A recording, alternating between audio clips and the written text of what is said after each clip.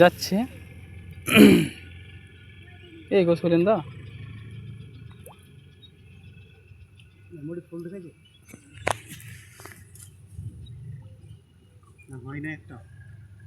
এটা শেষতম একদম 14তম হুড়ি।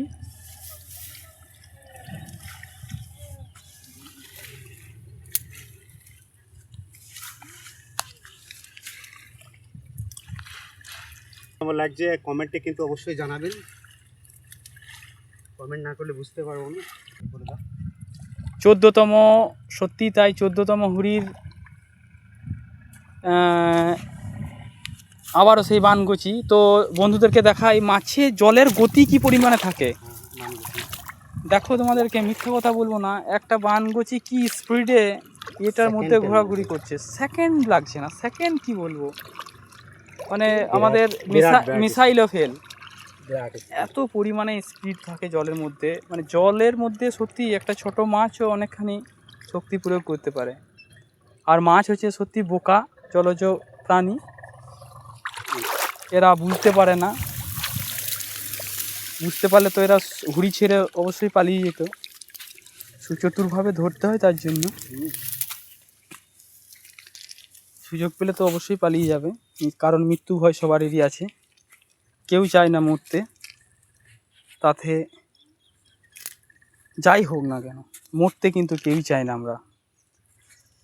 আমরা ক্লাস 11-এ দ্য হিরো বলে একটা ইংরাজিতে পদ্য পড়েছি। হ্যাঁ, তো সেখানে খুব সুন্দরভাবে লেখা আছে যে মরতে আমরা কেউই চাই না।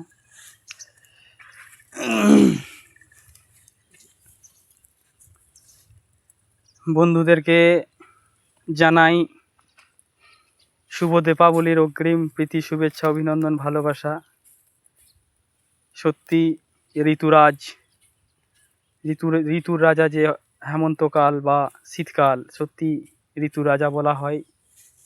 খেয়েও আনন্দ, শুয়েও আনন্দ। সবজি খাবে শুধু, সবজির ছয় লাভ, বিভৎস রকমের সবজির আমদানি হয় শীতকালে। তাই শীতকালকে বলা হয় ঋতুর রাজা। আমরা সকলেই জানি ঠান্ডা এমন একটা কোয়ালিটি, সেই কোয়ালিটিতে কোনো কিছুরই গুণগত মানের পরিবর্তন হয় না, একই রকম থাকে। তাই খেয়েও আনন্দ, শুয়েও আনন্দ।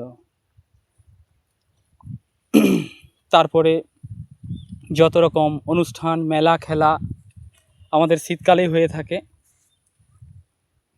তাই সত্যি আমি মনে করি ঋতুর রাজা হেমন্তকাল ও শীতকাল। আমার ব্যক্তিগত মতামত।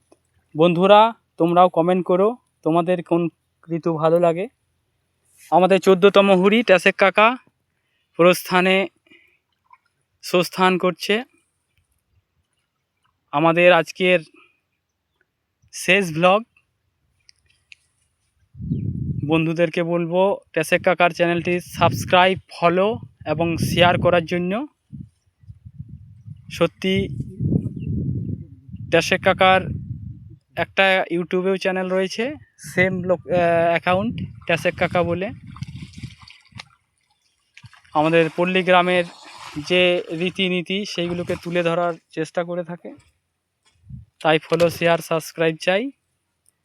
আজকের ব্লগ এখানেই শেষ। ভালো থাকবে, সুস্থ থাকবে,